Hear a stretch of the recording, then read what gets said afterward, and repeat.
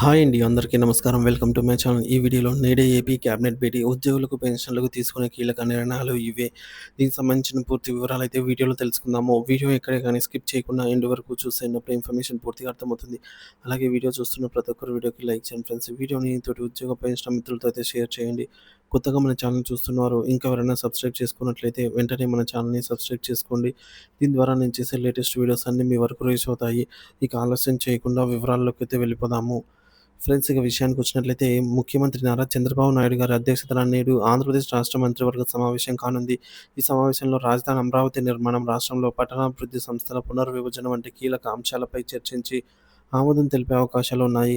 అయితే ప్రభుత్వ అధికారిక అజెండా ఇది అయినప్పటికీ రాష్ట్రంలోని లక్షలాది మంది ప్రభుత్వ ఉద్యోగులు, ఉపాధ్యాయులు మరియు పెన్షనర్లు తమ దీర్ఘకాలిక సమస్యల పరిష్కారం కోసం ఈ సమావేశం వైపుగా ఆశగా ఎదురుచూస్తున్నారు. ఉద్యోగుల ఆకాంక్షలు, ప్రభుత్వం బాధ్యత.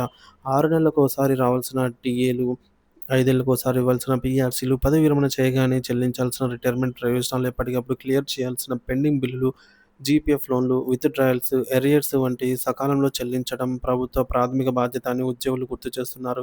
రాష్ట్ర బడ్జెట్‌లో కూడా ఉద్యోగుల జీతభత్యాలు, పెన్షన్లు, ఇతర ఆర్థిక ప్రయోజనాలకు తగినన్ని నిధులు కేటాయించిన తర్వాతే సంక్షేమ పథకాలకు కేటాయించాలని వారు డిమాండ్ చేస్తున్నారు.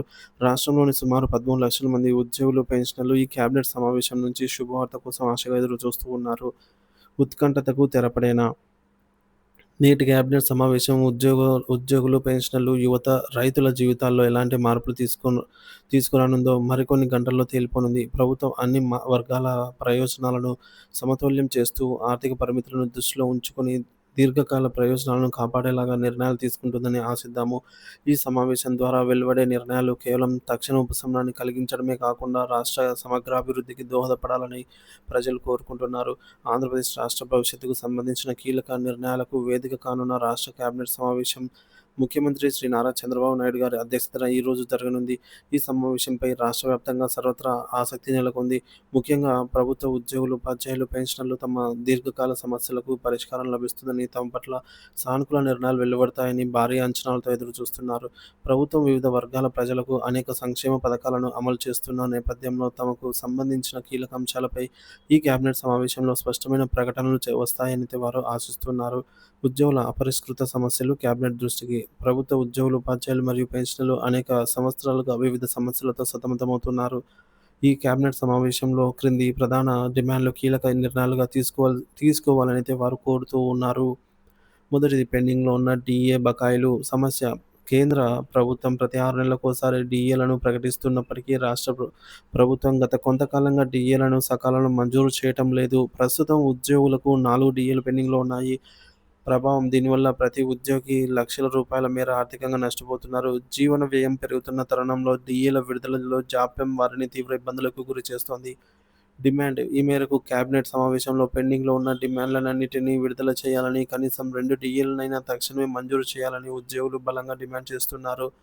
కేంద్రం ప్రకటించిన వెంటనే రాష్ట్ర ప్రభుత్వం కూడా డీఏలు విడుదల చేస్తే ఆర్థిక భారం ఒకేసారి పడకుండా ఉంటుందని వారు సూచిస్తున్నారు. రెండోది పీఆర్సీ ఏర్పాటు మరియు అమలు సమస్య. 12వ వేతన సవరణ సంఘం పీఆర్సీ గడువు ముగిసి చాలా కాలం గడిచినా నూతన పీఆర్సీ కమిషన్‌ను ఇంతవరకు ఏర్పాటు చేయలేదు. డిమాండ్ తక్షణమే 12వ పీఆర్సీ కమిషన్‌ను నియమించాలని, దాని సిఫార్సులను త్వరితగతిన అమలు చేయాలని ఉద్యోగ సంఘాలు డిమాండ్ చేస్తున్నాయి. పీఆర్సీ అమలులో జాప్యం వల్ల ఉద్యోగులు ఆర్థికంగా నష్టపోతున్నారని వారి ఆవేదన వ్యక్తం చేస్తున్నారు. మధ్యంతర భృతి సమస్య. నూతన పీఆర్సీ అమల్లో జాప్యం జరుగుతున్నందున తక్షణమే ఉపశమనంగా మధ్యంతర భృతిని మంజూరు చేయాలని డిమాండ్ చాలా కాలంగా ఉంది. ఉద్యోగులు 27% మధ్యంతర భృతిని డిమాండ్ చేస్తున్నారు. గతంలో అనేక సార్లు కేబినెట్ సమావేశాలు, అసెంబ్లీ సమావేశాలు, బడ్జెట్ సమావేశాలు జరిగినా ఐఆర్‌పై ఎలాంటి స్పష్టమైన ప్రకటన రాలేదని, ఈసారైనా సానుకూల నిర్ణయం తీసుకోవాలని కోరుతున్నారు. ఐఆర్ అనేది తక్షణమే పరిష్కరించాల్సిన అత్యంత ముఖ్యమైన డిమాండ్ అని వారు నొక్కి చెబుతున్నారు. ఇతర పెండింగ్ బిల్లులు మరియు సమస్యలు. Retirement benefits. పదవి విరమణ చేసిన ఉద్యోగులకు రావాల్సిన ప్రయోజనాలు సకాలంలో అందడం లేదు. ఈహెచ్ఎస్ ఉద్యోగుల ఆరోగ్య పథకం అమల్లో ఎదురవుతున్న సమస్యలను పరిష్కరించాలి. ప్రమోషన్లు మరియు ట్రాన్స్ఫర్లు, పదోన్నతులు, బదిలీల ప్రక్రియ పారదర్శకంగా, సకాలంలో జరగాలి.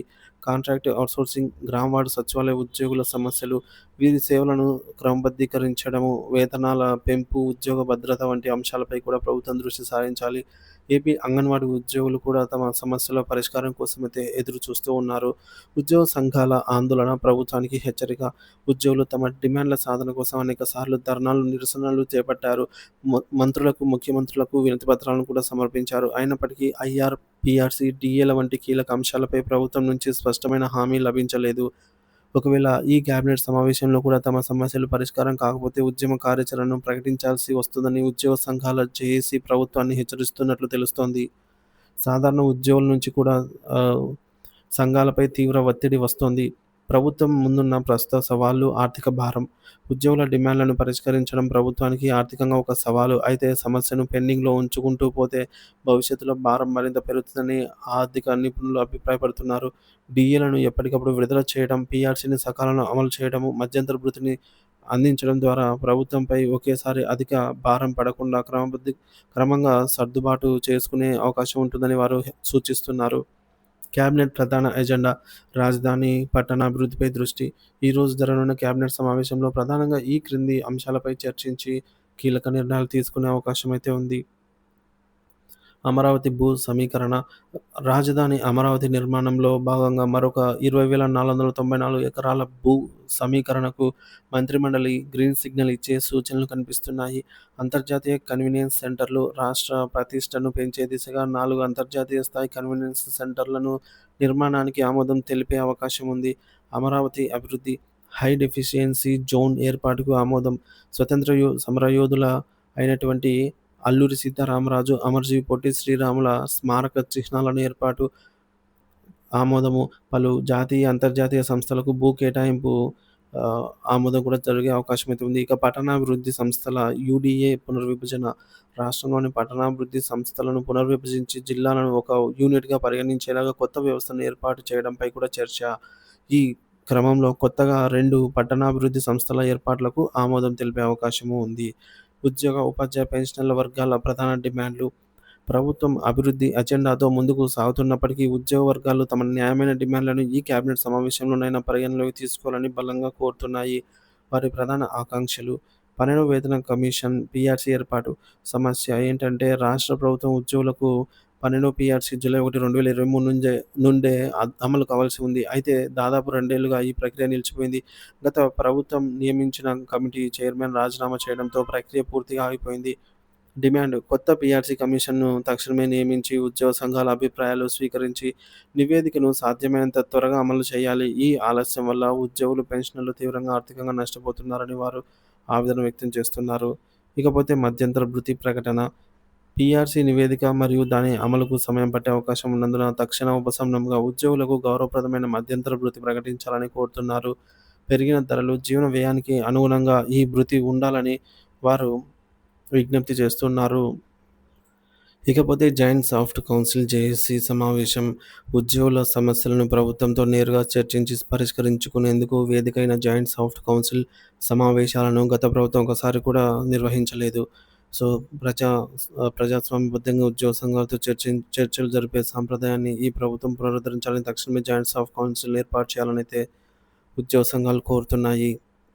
ఇకపోతే అభివృద్ధి మరియు సంక్షేమం రెండూ సమానమే. రాష్ట్ర అభివృద్ధి, రాజధాని నిర్మాణం ఎంత ముఖ్యమో ప్రభుత్వ పాలనలో కీలకమైన ఉద్యోగ యంత్రాంగం యొక్క సంక్షేమం కూడా అంతే ముఖ్యం. సుపరిపాలన అందించాలంటే ఉద్యోగుల నైతిక స్థైర్యాన్ని ఉన్నతంగా ఉంచడం అత్యవసరం. కావున ప్రభుత్వం తన అభివృద్ధి ఎజెండాతో పాటుగా లక్షలాది మంది ఉద్యోగ పెన్షనర్ల న్యాయమైన కోరికలను కూడా ఈ కేబినెట్ సమావేశంలో పరిగణలోకి తీసుకోవాలని, వారికి అనుకూలమైన సానుకూల నిర్ణయాలు ప్రకటిస్తుందని అందరూ ఆశిస్తున్నారు. అందరి చూపు కేబినెట్ నిర్ణయాలపైనే. ఈరోజు జరగబోయే కేబినెట్ సమావేశంలో ఉద్యోగుల సమస్యలపై ప్రభుత్వం సానుకూలంగా స్పందించి వారికి శుభవార్త అందిస్తుందని, కీలక ప్రకటనలు వెలువడతాయని అందరూ ఆశగా ఎదురుచూస్తున్నారు. ముఖ్యమంత్రి చంద్రబాబు నాయుడు ఉద్యోగుల న్యాయమైన డిమాండ్లను పరిగణలోకి తీసుకుని వారి సంక్షేమానికి పెద్దపీట వేస్తారని, రాష్ట్ర అభివృద్ధిలో కీలకమైన ప్రభుత్వ యంత్రాంగానికి అండగా నిలుస్తారని ఆశిద్దాం. ప్రభుత్వం ఈ దిశగా చర్యలు తీసుకొని ఉద్యోగుల పట్ల సానుకూల నిర్ణయాలు వెలువరిస్తుందని అయితే కోరుకున్నాము. ఈ కేబినెట్ సమావేశం కేవలం సుపరిపాలనమైన నిర్ణయాలకే పరిమితం కాకుండా లక్షలాది మంది ప్రభుత్వ ఉద్యోగులు, వారి కుటుంబాల భవిష్యత్తుతో ముడిపడి ఉంది. ప్రభుత్వం సమతుల్యమైన ఆచరణాత్మకమైన నిర్ణయాలు తీసుకొని ఉద్యోగుల విశ్వాసాన్ని చురగొనాలని, తద్వారా సుపరిపాలనకు మార్గం సుగమం చేయాలనైతే ఆకాంక్షిద్దాము.